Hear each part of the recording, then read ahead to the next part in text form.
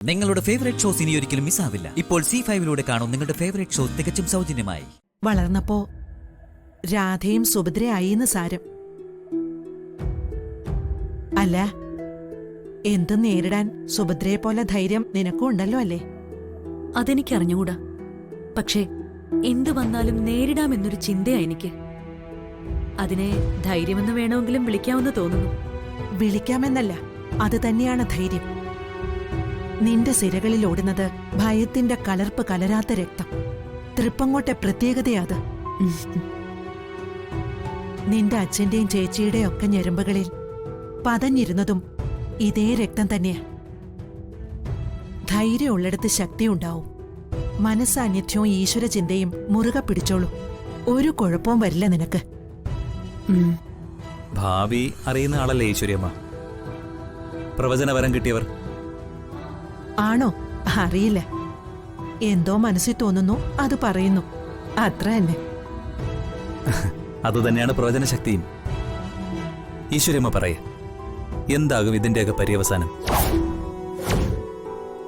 ശുഭമാണോ ശാപമാണോ സംഭവിക്കാൻ പോകുന്നത്? പറ ഈശ്വര്യമ്മേ, എന്റെ മരണമാണോ അവസാനം? എന്താണെങ്കിലും തുറന്നു പറയൂ, കേട്ട് തയ്യാറാവാനാ.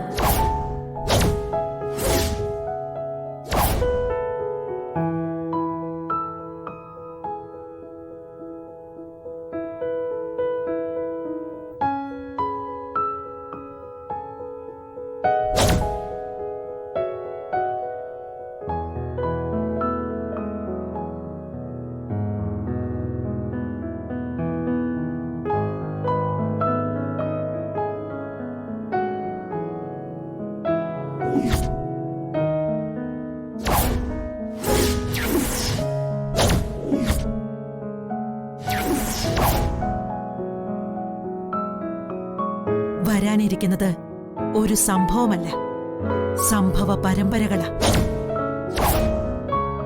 അത് നീ ഒരാളുടെ മാത്രം തലവര നിശ്ചയിക്കുകയോ ജീവിതഗതി മാറ്റുകയോ ചെയ്യുന്ന വിധത്തിൽ ചുരുക്കപ്പെട്ട് കിടക്കുകയല്ല. ആകാശത്തിന് കീഴിൽ വിശാലമായ പരവതാനി വിരിക്കുന്നത് പോലെയാണ്. അതിന് കീഴിൽ ആരൊക്കെ വരാം, എത്ര പേർ ഉണ്ടാവും എന്നൊന്നും കൃത്യമായി ഇപ്പോഴേ പറയുക അസാധ്യം. പക്ഷേ ഒന്നു മാത്രം പറയാം, നീ ഭാഗവാക്കാകാൻ പോകുന്ന ഈ ചടങ്ങ് ഒരു ദേശത്തിന്റെ മുഴുവൻ തലക്കുറി വരയ്ക്കാൻ പോവുകയാണ്.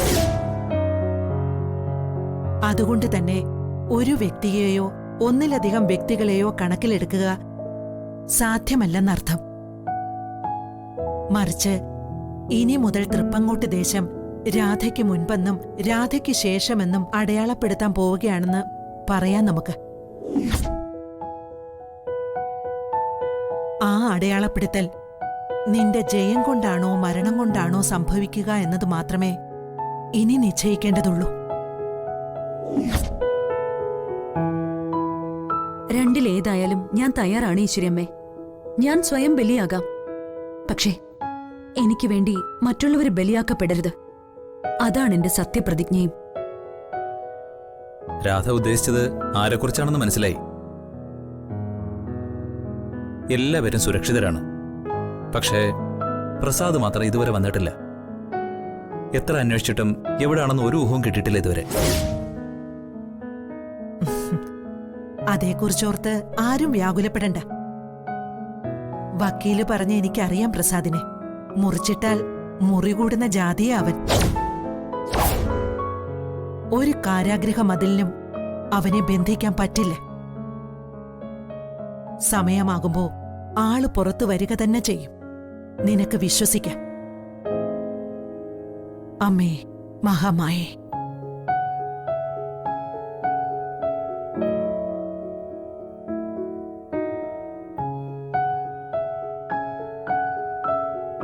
പാമ്പിന്റെ കുഞ്ഞ് പാമ്പ് തന്നെയാ.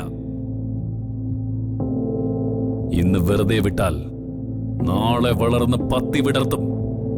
അതുകൊണ്ട് അയ്യോ, അവനെ കൊല്ലുവോ? ഞാൻ കരുതിയത്. താനൊന്നും കരുതണ്ട. അവന്റെ പേര് അച്യുതെന്ന. രാധയുടെയും പ്രസാദിന്റെയും മകൻ അച്യുത്.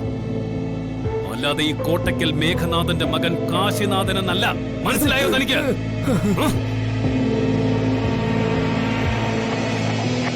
സാർ,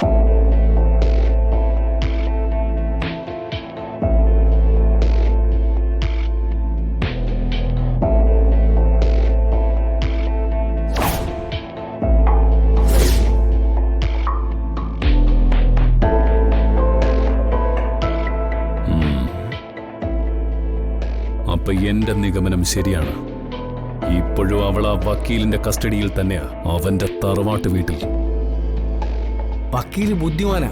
മുഹൂർത്തം നോക്കി കൃത്യസമയത്തെ രാധയെ ശ്രീമൂല സ്ഥാനത്തേക്ക് കൊണ്ടുവരൂ. അവിടെ അവൾ ആൾക്കൂട്ടത്തിനകത്തായാലേ സാർ അവിടെ വെച്ച് അവളൊന്നും ചെയ്യൂലെന്ന് അവനറിയാം. കറക്റ്റ്. പക്ഷേ അവനേക്കാൾ ബുദ്ധിമാനായിരുന്നു അവന്റെ അച്ഛൻ വലിയ വക്കീൽ പത്മനാഭൻ. അയാളുടെ അവസാനം എങ്ങനെയാണെന്ന് മണിച്ചൻ അറിയാമോ? എന്റെ ഈ കൈകൊണ്ട്, ഇതേ കൈകൊണ്ട്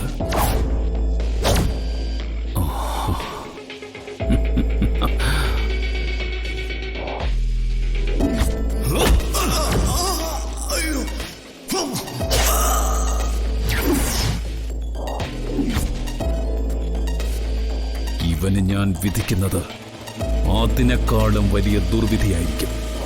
ദാ ഇവരെ കൊണ്ട്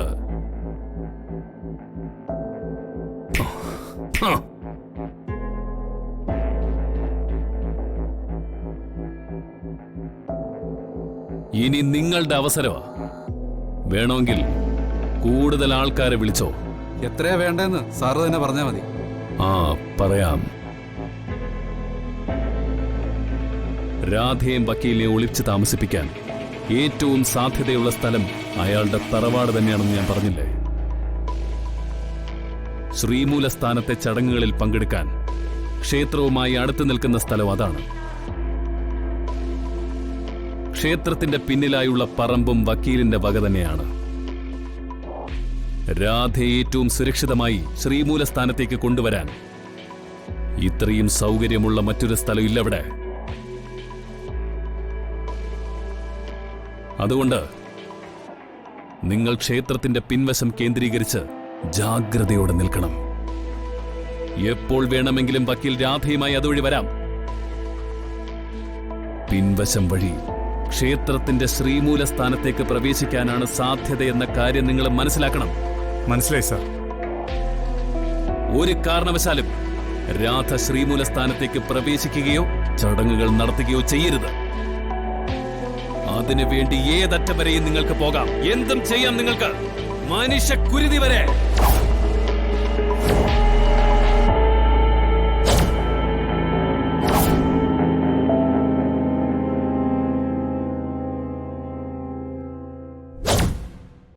ഡൗൺലോഡ് ചെയ്യൂ C5 ആപ്പ്. കാണൂ എല്ലാ എപ്പിസോഡുകളും സൗജന്യമായി.